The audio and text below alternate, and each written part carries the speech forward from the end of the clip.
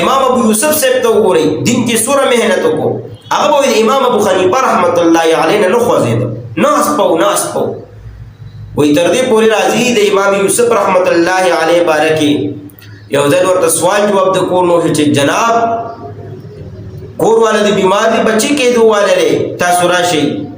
ویلړنا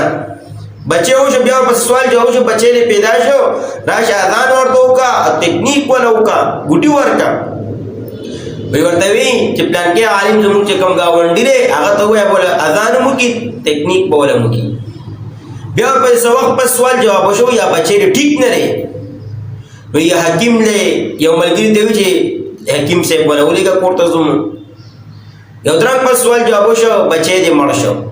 وی مشر رور ته سوال جواب کو چې زما بچی له کپن د پنو کو دلته راړی دلته مدرسه کې ومنو استادان ټول جنازه کې شریک شو بس هلته وړو